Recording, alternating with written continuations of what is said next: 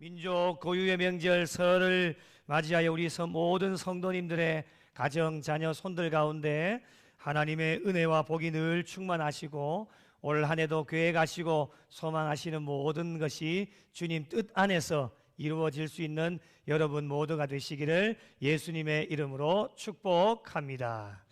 지난주에 전도해야 되는 이유를 함께 나누었지요. 전도의 사명은 교회와 성도들이 선택하는 것이 아닙니다. 하고 싶으면 하고, 기분 내키면 하고, 하기 싫으면 하지 않는 것이 전도가 아닙니다. 예수님을 믿는 순간부터 교회와 성도들에게 1번 사명은 전도의 사명입니다. 동네 방방곡곡에 교회가 세워지면 그 교회의 1번 사명은 전도의 사명입니다. 전도해야 하는 이유가 무엇이겠습니까? 지난주를 좀 반복해 보겠습니다. 하나님의 명령입니다. 오늘도 하나님께서는 길과 산 울타리 가로나가서 사람을 강권하여 데려다가 내 집을 채우라 명령하십니다. 우리가 애가 더 탈까요? 하나님이 애가 더 탈까요? 우리보다는 하나님이 더 애가 타실 겁니다. 전도에 있어서 두 가지만 기억하라고 말씀을 드렸죠. 하나는 전도는 하나님의 명령이다. 그 명령에 순종하기만 하면 됩니다. 내가 지금 순종을 잘 하고 있는지 부족한지 평가는 사람이 하는 것이 아닙니다. 평가는 오직 하나님만이 하시는 겁니다. 그래서 주어진 시간 안에서 정말 최선을 다해 하나님의 명령이기 때문에 그 명령에 순종하면 됩니다. 그리고 또 하나는 모든 결과는 누구의 손에 달려 있습니까? 사람의 손에 달려 있는 것이 아닙니다.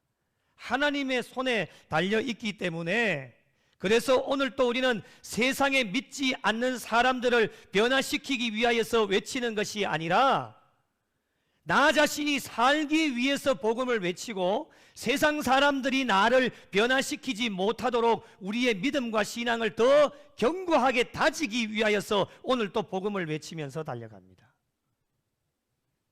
전도해야 하는 이유가 무엇입니까? 천국과 지옥이 확실하게 있기 때문에 그렇습니다.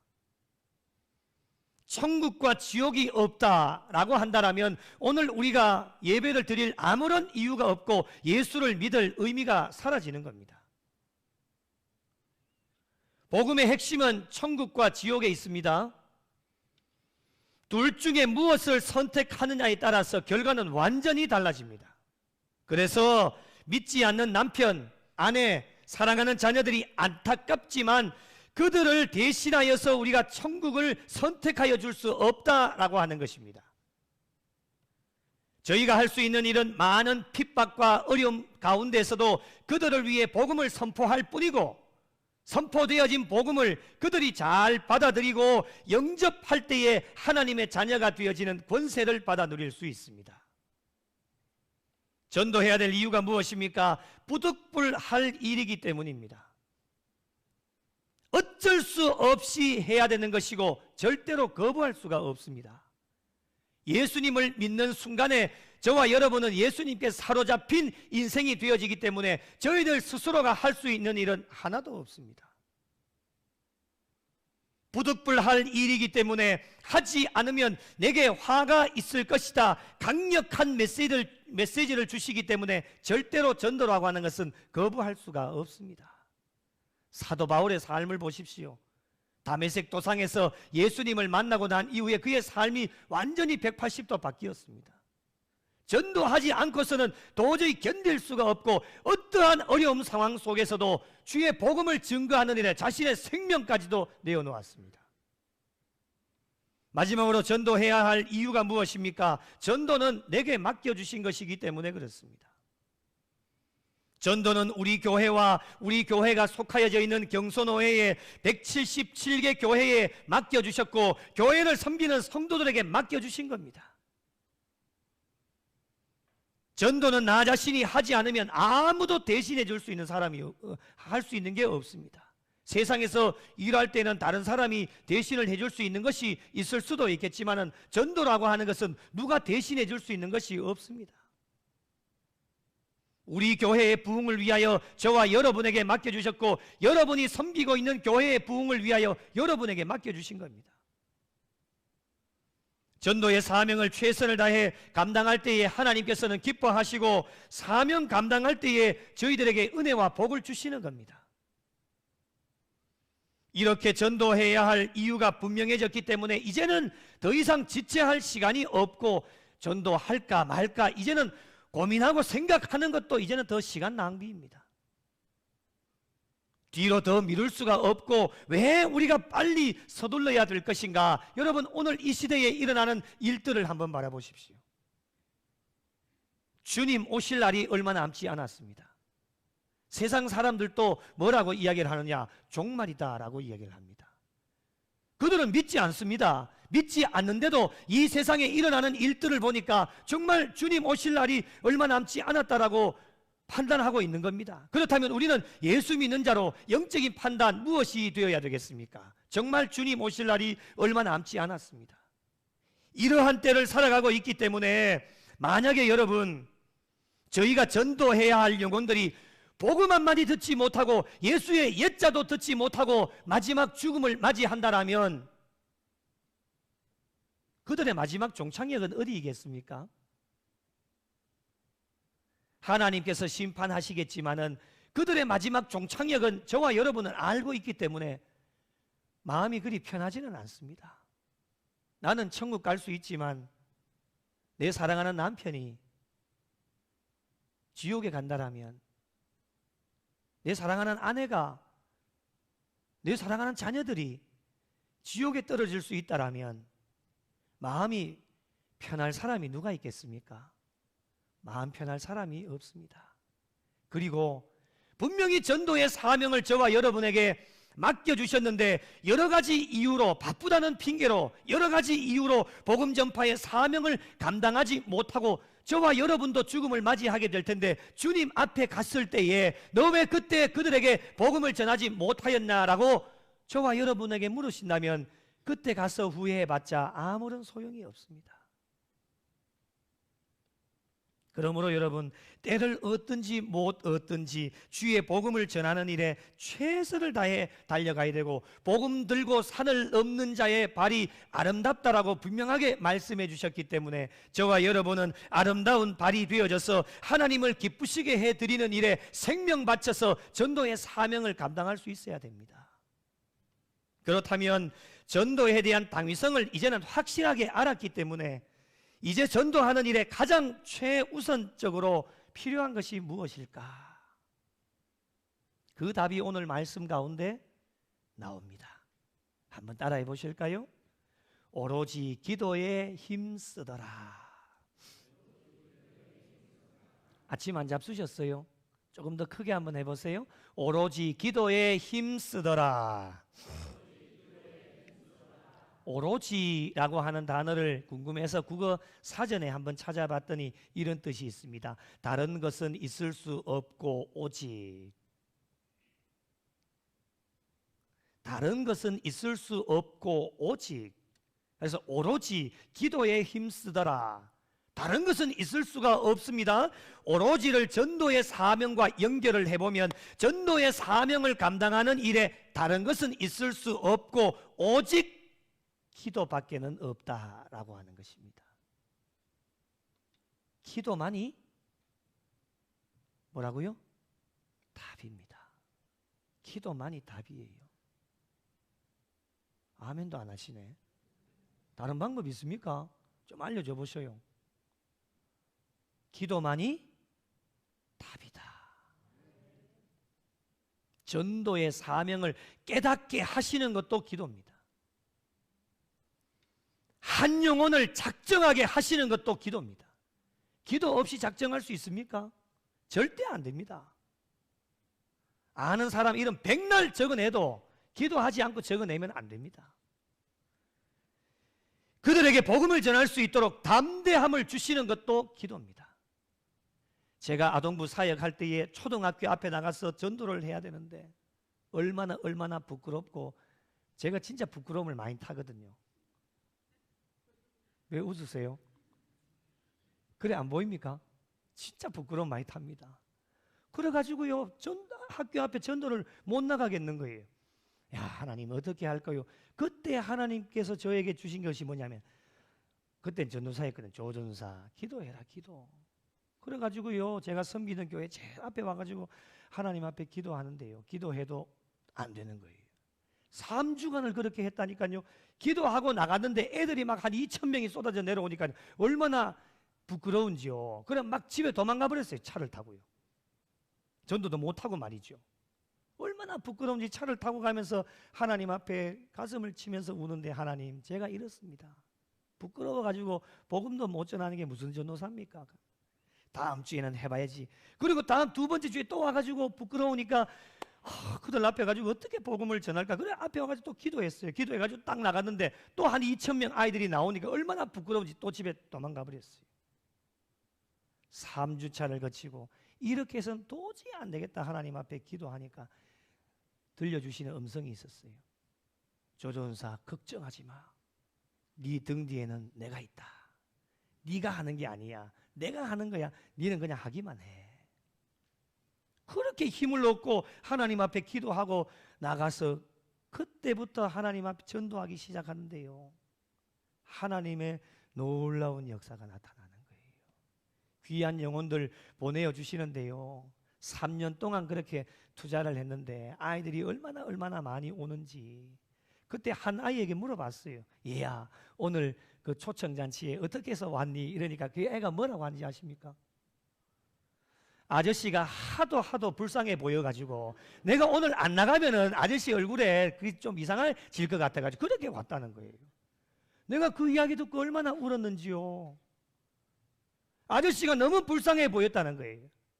내가 한번 나가주면은 아저씨 얼굴이 살 것 같아가지고 그래가지고 왔다는 거예요. 그 영혼의 마음을 누가 감동시키셨을까요?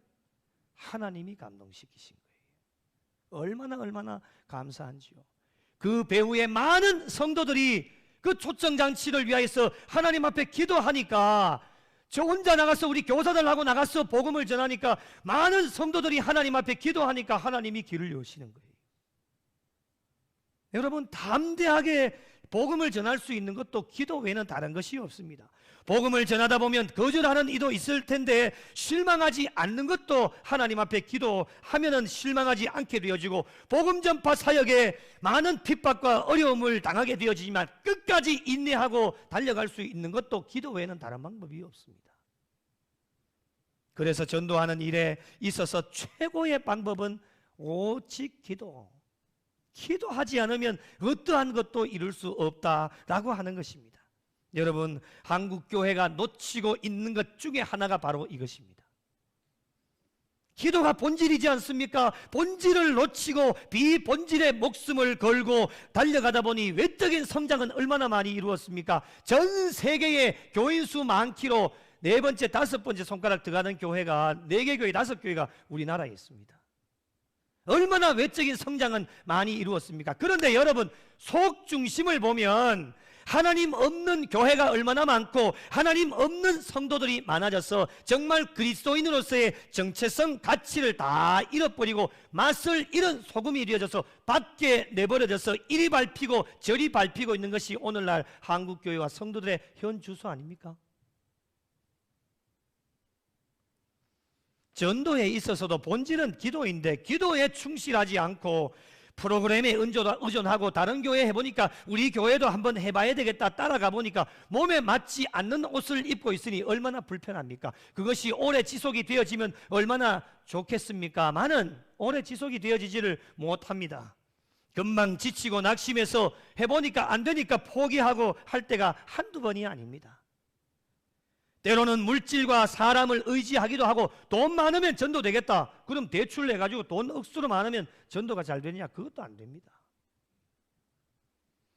세상적인 방법을 찾아가 보니 잘 되는 것 같지만 오늘 여러분 우리의 현실을 바라보면 얼마나 우리의 과거의 방법이 잘못되었는지 여실하게 드러났습니다. 오늘날 실패를 경험했음에도 불구하고 바로 잡을 생각은 안 하고 남 탓만 하고 있으니 말이죠. 목사 때문이다, 장로 때문이다, 집사 때문이다, 권사 때문이다, 서로 남만 탓하고 있으니 이것이 오늘날 한국교회와 성도들의 현 주소입니다. 이런 모습을 바라보고 계시는 여러분, 하나님의 마음 어떠하신지 한번 헤아려 보셨습니까? 한국교회와 성도들이 다시금 살 수 있는 방법이 무엇일까? 본질로 돌아가서 오로지 기도에 힘을 쏟아 부어야 됩니다. 왜 본질로 돌아가서 기도해야 될 것인가? 기도만이 100% 정답이고 기도 외에는 다른 방법이 없기 때문에 그렇습니다. 마가복음 9장에 예수님께서 귀신 들린 아이를 깨끗하게 고쳐주셨는데 그 주변에 있던 제자들이 예수님께 묻습니다.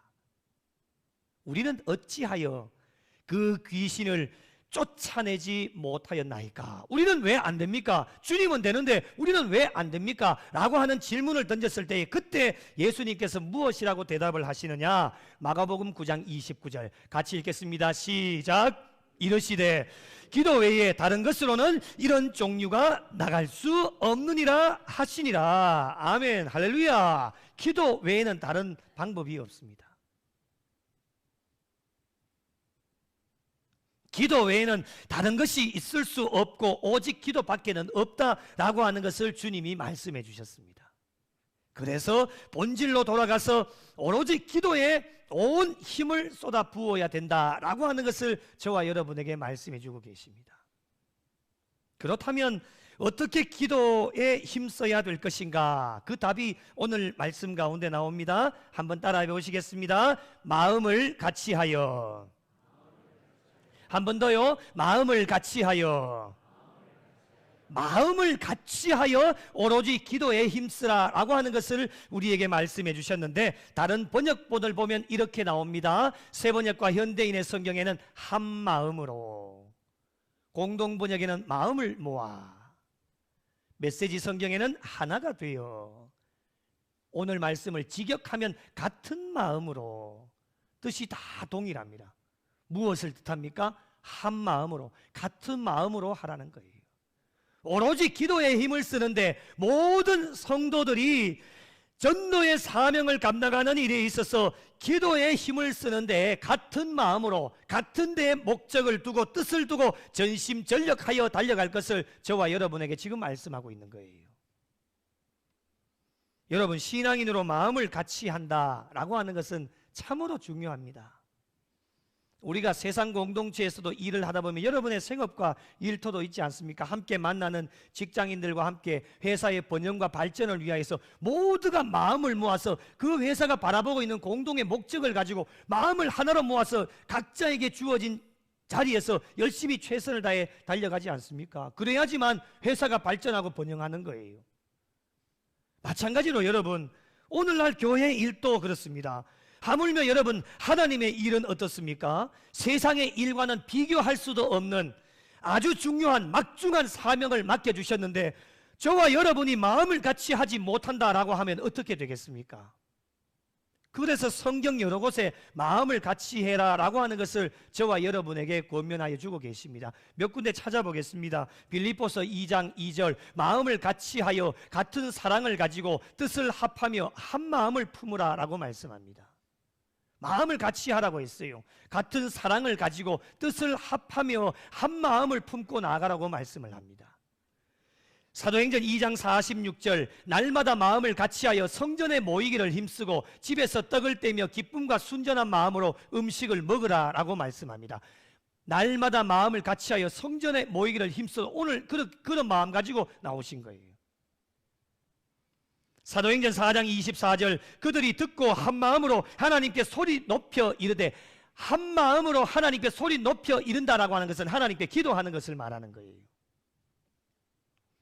고린도전서 1장 10절 같이 한번 읽어보겠습니다. 시작. 형제들아, 내가 우리 주 예수 그리스도의 이름으로 너희를 권하노니 모두가 같은 말을 하고 너희 가운데 분쟁이 없이 같은 마음과 같은 뜻으로 온전히 합하라. 아멘. 말을 해도 같은 말을 하라는 거예요. 마음을 품어도 같은 마음을 품어라. 뜻을 품어도 같은 뜻을 품으라 라고 하는 것이 하나님께서 저와 여러분에게 권면해 주시는 말씀입니다. 전도하는 일에 영락의 모든 성도들이 마음을 같이 해서 기도해야 됩니다. 여러분이 섬기고 있는 교회의 모든 성도들, 영유아 유치부에서부터 장년에 이르기까지 모든 성도들이 다 한 마음이 되어져서 함께 기도하면서 달려가야 된다라고 하는 것입니다. 우리 교회뿐만이 아닙니다. 경선호에 속하여져 있는 177개 모든 교회가 마음을 같이 하여서 기도해야 되고, 먼저 부름받은 성도들이 마음을 같이 하여서 기도해야 된다라고 하는 것입니다. 여러분, 전도뿐이겠습니까? 교회의 모든 일에 성도들의 마음을 모아야 됩니다. 마음을 하나로 모으는 것만큼 교회는 성장하고 부흥하게 되어집니다. 마음이 분산되어진다고 한번 여러분 생각을 해보십시오. 여러분 주변에 신앙의 동역자들, 교회를 한번 보십시오. 분쟁이 있고 어려움이 있고 힘든 교회들 분명히 있으실 겁니다. 그런 교회 왜 그렇게 분쟁이 일어나고 왜 그렇게 힘들고 어려울까요? 여러 가지 많은 원인이 있지만 오늘 말씀에 의한다면 마음이 하나가 되지 못했기 때문에 그렇습니다. 335 갈라지고 파가 왜 그래 많은지, 목사파가 생기고 장로파가 생기고 왜 그래 많은 파가 생기는지 우리는 예수파인데 말이죠, 그죠? 예수로 하나가 되어져야 하는데 그렇게 335 갈라지게 되어지니까 교회가 여러분 부흥이 되겠습니까? 성장이 되겠어요? 주변을 보십시오. 저도 이름을 말씀드릴 수는 없지만요, 섬겼던 교회 335로 갈라져가지고 교회 부흥이 안 되는 거예요. 얼마나 어려워요. 제가 그 현장에서 경험했잖아요. 이렇게 하니까 교회는 부흥이 안 되구나. 또 섬겼던 교회가 담임 목사님을 중심으로 모든 당회원들이 하나가 되어져서 온 성도들이 하나가 되어지니까요, 교회가 부흥하는 거예요. 그걸 제가 경험했다니까요. 양쪽을 다 경험했죠. 교회의 성장과 부흥은 마음을 하나로 모으는 것이구나. 모든 성도들이 하나의 목적을 가지고 같은 뜻을 가지고 말을 해도 같은 말을 하고 같은 사랑을 가지고 한 마음이 되어질 때에 하나님의 놀라운 역사가 일어나게 되어진다라고 하는 것입니다. 여러분, 우리 각자는 다 모습이 다릅니다. 신앙의 연수도 다르고 생각도 다르고 성격도 다 다르지만 우리는 한 분이신 하나님을 믿고 공동의 목적을 가지고 한 교회를 섬기면서 달려가고 있기 때문에 우리는 무슨 일을 하더라도 서로가 다르지만 그 다름을 인정하고 서로 양보하고 배려하면서 마음을 같이 하기만 하면 못할 일이 없습니다. 전능하신 하나님 임마누엘로 함께하여 주시겠다 약속하여 주고 계시기 때문에 우리는 능치 못할 일이 없습니다. 마음만 하나로 모으면 못할 일이 없습니다. 신약의 초대교회를 기억하시지요? 초대교회가 형성되는 일의 원동력이 무엇이었을까요? 그것이 바로 마음을 같이 하여 오로지 기도하는 일에 힘을 썼기 때문에 가능하였습니다. 그리고 초대교회가 형성되어지고 교회가 성장하고 부흥하는 일의 최대의 비결이 무엇이었을까? 바로 마음을 같이 하여 오로지 기도하는 일에 힘을 썼기 때문에 교회가 성장하고 부흥하게 되어졌다라고 하는 것입니다. 그렇다면 오늘날 한국교회가 성장하고 부흥하게 되어진 최고의 원동력이 무엇일까? 과거를 한번 살펴보면 믿음의 선배들이 정말 마음을 같이하여 기도하는 데 힘을 썼기 때문에 교회가 성장하고 부흥했다라고 하는 것입니다. 이 믿음의 전통들을 잘 이어받아서 현 시대에도 마음을 같이하여 기도하는 일에 힘을 썼다라고 한다면 얼마나 좋았을까? 그런 교회는 지금도 부흥하고 성장하고 있습니다. 성장하고 부흥하는 교회의 특징을 보면 기도가 살아있고 기도의 불이 꺼지지 않는 교회들입니다. 오늘 우리 장로님 기도해 주셨지 않습니까? 교회는 기도의 불이 꺼지면 망하는 겁니다. 1년 365일 하루 24시간 기도의 불이 활활 타오를 때에 하나님의 교회는 성장하고 부흥하게 되어진다라고 하는 것입니다. 그런데 여러분, 모이기를 패하고 기도를 멈추면 우선 당장 육신은 얼마나 편한지 모릅니다. 예배 없애면 저도 억수로 편합니다. 기도 안 하면 육신이 얼마나 편안한지 모릅니다. 그러나 여러분, 모이기를 패하고 기도 멈추는 순간 우리의 육신은 당장 편할지는 몰라도 하나님 기뻐하시지 않고 교회의 성장은 멈추어져서 먼 미래의 교회는 문을 닫게 되어집니다. 가끔씩 이런 분들이 계십니다. 기도하지 않고 교회가 부흥되어지기를 바라는 어리석은 사람들이 있습니다. 우리 교회는 없습니다. 여러분 교회도 없지요? 오늘날과 과거를 비교해보면 오늘날 우리의 형편이 여러분 얼마나 좋아졌습니까? 어렵다고는 하지만 먹고 사는 것에는 별로 문제가 없습니다. 아멘도 안 하시네. 먹고 사는데 문제 있습니까? 먹고 사는데 별로 문제가 없지요? 네. 그러면 저와 여러분의 기도의 분량은 어떠해야 되겠습니까? 먹고 살 수 있는 은혜를 주셨기 때문에 더 기도하는 일에 온 힘을 쏟아부어야 됩니다. 그런데 그렇게 하지 못하고 있습니다. 과거에 정말 먹고 사는 것이 힘들고 어려웠습니다. 여러분 어르신들의 이야기를 한번 들어보십시오. 밥 한 공기 놓고, 저희 집안의 이야기입니다. 밥 한 공기 놓고 사형제가 그걸 먹고 있었으니 남의 집에 가서 일을 해서 받아온 게 밥 한 공기랍니다. 얼마나 어려웠습니까? 그런데 그때에 그럼에도 불구하고 믿음의 선배들의 기도의 분량은 어떠했는가? 정말 힘들고 먹고 사는 것이 어려웠지만 온 성도들이 마음을 같이 해서 오로지 기도에 모든 힘을 쏟아부었습니다. 기도밖에는 없었습니다. 돌아가신 저희 할머니도 사형제를 위하여서 날마다 잠을 자지 않고 부르짖고 기도하고 새벽에 기도회를 갔다 오셨다가 집에 들어오셔서는 첫째, 둘째, 셋째, 넷째가 다 누워 자고 있는데 첫째부터 안수 기도를 하는 거예요. 마지막 넷째까지 오면 닭똥 같은 눈물이 뚝뚝 떨어지면서 그렇게 기도로 사셨던 분이 저희 할머니십니다. 오직 기도밖에는 없었어요. 그렇게 마음을 모으고 오로지 기도에 힘을 쓰니 교회는 계속해서 성장하고 부흥할 수밖에 없죠. 그래서 한때 한국교회는 300만 성도를 꿈꾸면서 달려갈 때가 있었습니다. 이런 은혜의 흐름을 우리 한국교회가 계속해서 이어받아서 있었으면 얼마나 좋았을까, 그런 생각을 한번 해보게 되어집니다. 육적으로 물질의 번영은 이루었지만 영적으로는 게으르고 나태하여 마음을 같이하여 기도하는 일에 힘쓰지 못하고 비본질적인 것에만 싸우고 다투게 되어지니, 기도하는 일에 힘을 쏟아부어야 되는데 비본질적인 것에 힘을 쏟아붓게 되어지니 교회의 성장은 멈추고 내리막길로 계속해서 달려가고 있는데, 지난번에도 통계 자료를 한번 말씀을 드렸죠. 2019년 연말에 250만으로 떨어졌습니다. 2022년 연말에는 230만, 3년 사이에 20만이 줄어든 겁니다. 20만 명이 얼마 정도 되는지 상상이 안 가시죠? 200명 되는 교회에, 우리 교회라고 보십시다. 200명 되는 교회가 1000개가 없어진 겁니다. 이제 좀 피부로 와닿으십니까?